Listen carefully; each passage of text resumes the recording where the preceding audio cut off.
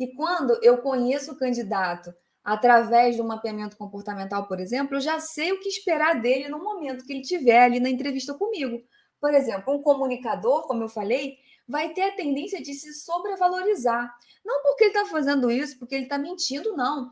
É uma tendência dele. Os comunicadores são extrovertidos, são animados, né? Eles têm ali uma valorização extrema sobre eles. Eles acham que são bons em tudo. Isso é ótimo, mas lembra que eu falei que a gente tem que ter fatos e dados? Então, uma boa entrevista, a gente sempre faz perguntas sobre exemplos, sobre como que foi no trabalho anterior. Me dá um exemplo disso que você está comentando comigo.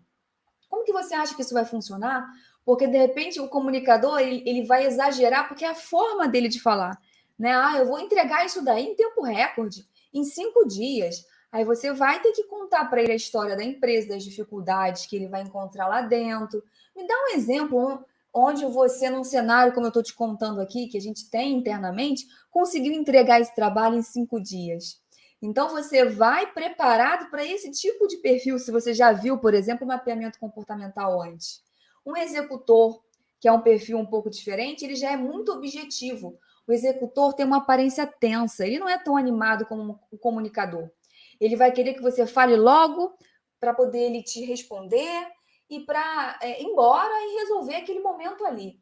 Ele é uma pessoa objetiva, pontual, focada no resultado.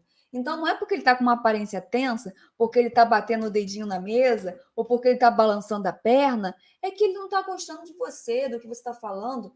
É a forma dele, é o jeito dele, é o comportamento dele. Então, verifica as experiências dele anteriores, principalmente relacionado com relacionamentos, porque o executor ele tem a tendência de ser tão objetivo que ele acaba não valorizando muito o relacionamento. Então, se você precisa de alguém que seja focado no resultado, mas que tenha bons relacionamentos, que saiba criar pontes, faça perguntas sobre isso, crie perguntas que vai fazer você entender se a pessoa sabe fazer relacionamento, se ela vai ter esse comportamento dentro da empresa. Entende que também taxar a pessoa como comunicador, como executor, como analista, como planejador, não adianta. Você está ali para conhecer o candidato ideal para a sua empresa. Conhecer sobre o perfil dele vai te ajudar a saber mais como extrair o melhor dele naquele momento da entrevista. O planejador, por exemplo, já é super modesto. Enquanto o comunicador vai falar muito sobre ele, o planejador já vai ser super modesto. Você vai perguntar qual foi o melhor momento dele profissional, ele vai ter dificuldade de lembrar.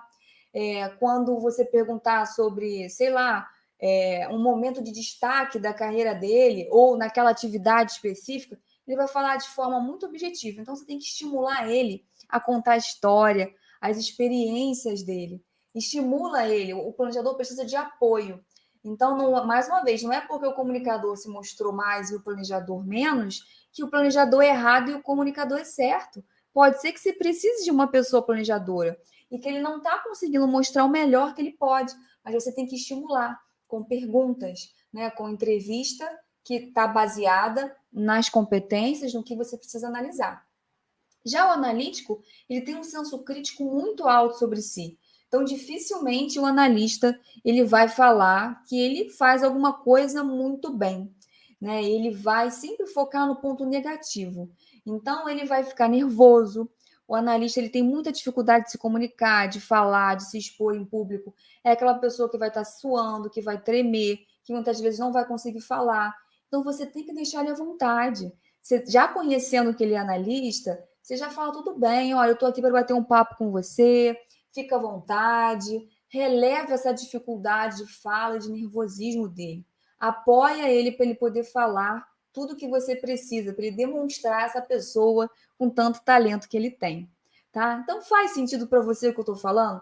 Sobre a importância da gente conhecer as pessoas antes de conhecer os comportamentos antes da entrevista e também depois para você comparar a sua entrevista com o que você está vendo.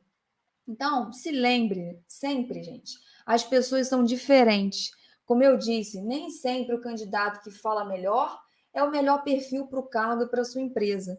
Eu escuto muita gente falando aí, muita gente nas redes sociais, você tem que saber se vender. Tem, você tem que saber se vender, sim, a gente tem que saber se posicionar.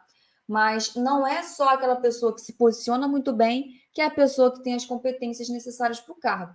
E é você aí que está do outro lado que tem que mudar esse cenário. Porque eu escuto muitos RHs aqui reclamando comigo que não tem oportunidade, porque as empresas não estão dando momento ali, chamando para entrevista, ou não estão visualizando pessoas que não têm experiência. E muitas vezes vocês estão se limitando e não estão mostrando a experiência que vocês têm. E da mesma forma, vocês, enquanto recrutadores, estão repetindo todos esses erros com as pessoas. A gente tem que quebrar esse ciclo do sempre foi assim. Sempre foi assim. Sempre ficamos fazendo perguntas se você tem filho, onde você deixa o seu filho? Ou você é casado? O que você faz no final de semana? Me fala um ponto forte, me fala um ponto fraco. Gente, isso não funciona mais. A pessoa vai te falar, o comunicador, por exemplo, vai falar todos os pontos fortes dele. O analista não vai lembrar de nenhum ponto forte, porque ele tem dificuldade de reconhecer no que ele é bom. Então, não é fazendo essa pergunta que você vai extrair as informações para saber se o candidato é certo. Você tem que ter profundidade na tua análise.